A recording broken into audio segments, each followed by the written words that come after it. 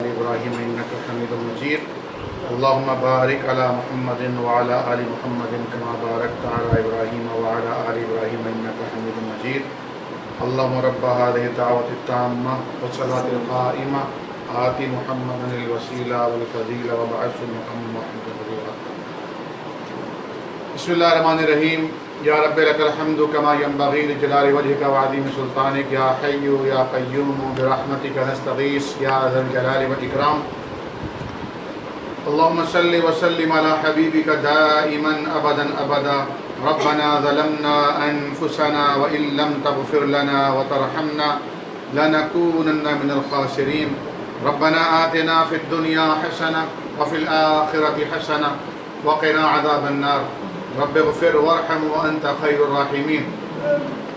اللهم زدنا ولا تنقصنا وأكرمنا ولا تهنا وأعطنا ولا تحرمنا وآسرنا ولا تؤثر علينا وأرضنا وارض عنا. اللهم إنا نعوذ بك من جهد البلاء ودرك الشقاء وسوء القضاء وشماتة الأعداء. اللهم اكفنا بحلالك عن حرامك وأغننا بفضلك عمن سواك.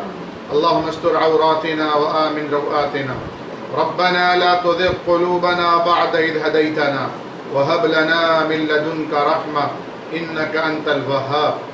الہ العالمین، اس نوبل کاز اور نوبل مشن کی تکمیل کی راہ میں کی جانے والی ان تمام کاوشوں کو، جد و جہد کو، مخلصانہ محنتوں کو اپنی بارگاہ میں قبول و منظور فرما.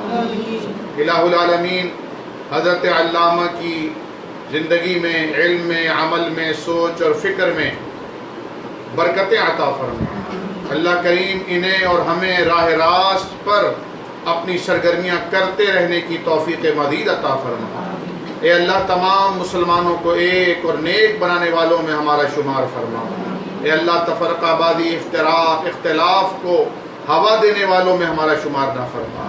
اے اللہ، اتباع، بصیرت اور لوگوں کی آنکھیں کھولنے کی کوششیں کرنے والوں میں شامل فرما. عقیدت کی جھوٹی اور اندھی پٹیاں باندھ کر لوگوں کو اپنے پیچھے چلانے والوں سے بچا.